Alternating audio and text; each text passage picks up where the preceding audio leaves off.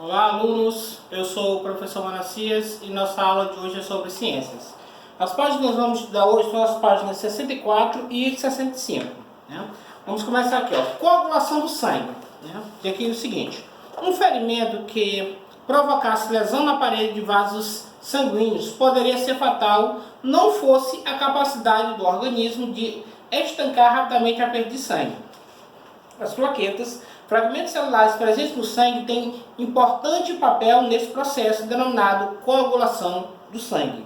O esquema abaixo ilustra esse processo, né? Então veja bem, quando nós, por exemplo, temos algum sangramento no corpo, então você percebe que depois de algum tempo, depois de algum sangramento, aquele ferimento ele se fecha, ele vai criar ali uma camada sanguínea e depois o que a gente chama de cascão. Mas na realidade ali é um processo chamado de coagulação do sangue. Esse processo de coagulação do sangue é causado por causa das plaquetas que existem no sangue. Isso pode acontecer tanto como um arranhão, tanto como um corte, tanto fora do corpo, como internamente no nosso corpo. Como para você ter ideia, por exemplo, uma pessoa que faz uma cirurgia, ele é cortado várias camadas do tecido e todas elas sofrem esse processo de coagulação, porque eles sofrem esse processo de cicatrização, né? Através das plaquetas que vão lá, se o tecido estiver junto, as plaquetas vão unir e vão fechar o corte, né? Ou o machucado.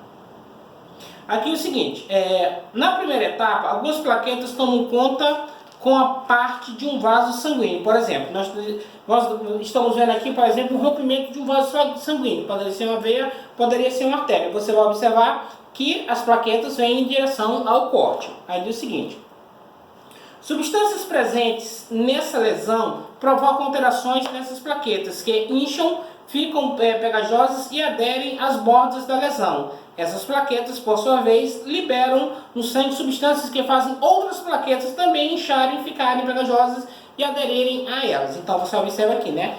Uma plaqueta vem, une, aí uma segunda vem e gruda na primeira, uma terceira vem e gruda nas outras duas. E assim elas vão se acumulando para poder fechar aquele ferimento, aquele corte. Isso acontece tanto dentro das artérias, no caso, ou das veias, como pode acontecer externamente no nosso corpo quando nós temos alguma lesão ou corte, né?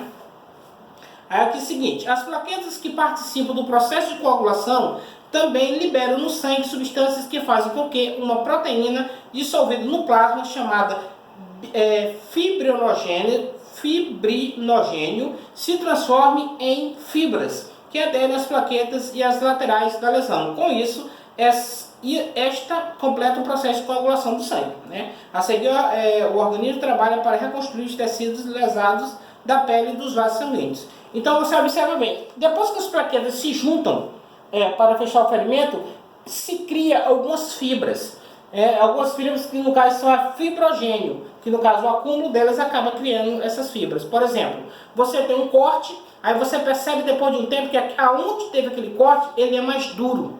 É como você tem menos sensibilidade naquele local daquele corte. Quanto maior for o corte, mais fibroso ele vai ser. Por exemplo, você vai ter um corte, aí você trisca nele aqui, você percebe que você tem menos sensibilidade. Ele não fica igualmente à pele anteriormente. Então aquilo é fibrogênese, tá certo? Aqui nós temos o seguinte: o que é trombose? A coagulação sanguínea é muito importante para estancar hemorragias, ou seja, para cessar o sangramento. No entanto, se um coágulo se formar no interior de um vaso sanguíneo, isso pode acarretar problemas, né? Quando se forma esse tipo de coágulo, denominado trombo, diz que a pessoa está com trombose. Então veja bem, às vezes uma artéria, uma veia, é um vaso sanguíneo, ele tem algum corte, alguma coisa, o que acontece?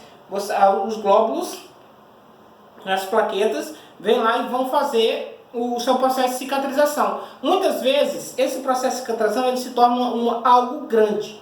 O que vai acontecer? Ele pode obstruir aquela artéria, aquela veia, ou ele pode, pior ainda, ele pode se desprender e entupir em outro lugar menor do que aquele, menor do que caberia aquele trombo, né? Isso é que nós chamamos de trombose, né? Quando os coágulos se juntam e formam uma estrutura que pode prender a veia, entupir a veia ou a artéria. Se o trombo for suficientemente grande e estiver em uma artéria, pode obstruir perigosamente a circulação. E mesmo que não esteja causando problemas onde está, o trombo pode eventualmente se desprender, ser levado pela circulação e obstruir outro local, como eu disse anteriormente. A obstrução da circulação por trombo é chamada de tromboembolia ou tromboembolismo e depende da área afetada. Pode ser fatal. Por exemplo, a obstrução das artérias coronárias, por exemplo, pode causar infarto no miocárdio. A obstrução das artérias pulmonares, que levam o sangue aos pulmões para que ele receba oxigênio e perca gás carbônico, pode provocar morte súbita. Então veja bem, quando você tem o acúmulo de glóbulos que vão, como é que se diz, fechar um cicatrizamento e eles acabam ficando muito grandes para a artéria ou para a veia, aí você tem trombose. Você tem trombose. Mas quando essa trombose acontece ela, por exemplo, no coração ou nos pulmões, em alguma artéria ou veia do coração ou dos pulmões, aí você tem tromboembolismo ou tromboembolia, tá certo? Aqui é o seguinte, ó, sistema linfático. Cerca de 1% da parte líquida do sangue que entra nos tecidos não retorna aos vasos sanguíneos, mas ao contrário fica nos espaços entre as células e entre os tecidos. Então, basicamente, podemos dizer que os vasos linfáticos eles são ramificações do corpo que absorvem líquidos que anteriormente estariam no sangue. O sistema linfático esquematizado ao lado é responsável pelo retorno desse líquido à circulação sanguínea. Ele é formado por uma rede de estruturas, vasos linfáticos, que captam o excesso de líquido existente nos tecidos. Então, toda vez que você tem muito líquido no sangue, muito líquido no organismo, o que vai acontecer? Esse líquido vai ser absorvido pelos vasos linfáticos. Mas não apenas isso, vamos entrar em detalhes. Aqui é o seguinte, o líquido que entra nos vasos linfáticos, chamado linfa, contém água, substâncias dissolvidas, células mortas e, eventualmente, agentes infecciosos como vírus e bactérias. Então, quando os vírus ou bactérias atacam o nosso organismo, eles atacam inicialmente os vasos linfáticos, é onde eles vão ficar armazenados, por um tempo até se reproduzirem. Aqui é o seguinte, se unem formando, os vasos linfáticos são muito finos, de espessura comparável dos capilares sanguíneos, se unem formando vasos mais espessos que conduzem linfa para as veias, nas quais ela se incorpora no sangue. Então, basicamente, a linfa ela absorve o líquido e depois manda o líquido de volta para o sangue quando ele está encharcado, quando ele está muito cheio.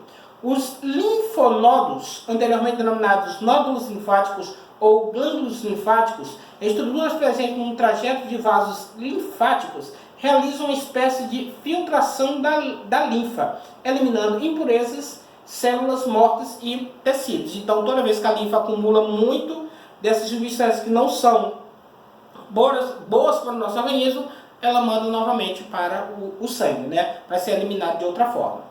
Nos linfonodos existe grande quantidade de glóbulos brancos que combatem agentes infecciosos que possam entrar na linfa. Ao fazer isso, o sistema linfático trabalha para a defesa do organismo.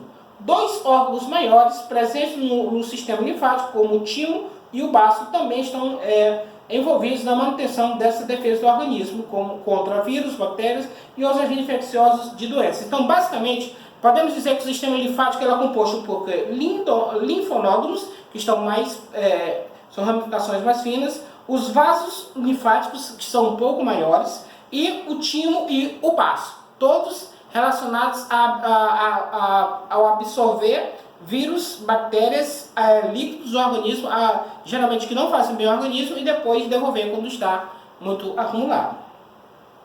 O que é íngua? Aqui nós temos o seguinte: quando o agente invasor do organismo, como um vírus ou uma bactéria, é detectado pelo organismo humano, uma das ações naturais de defesa é o aumento do número de glóbulos brancos. Então, os glóbulos brancos são responsáveis por matar os vírus, matar bactérias, matar os protozoários que estão causando algum tipo de infecção no nosso corpo.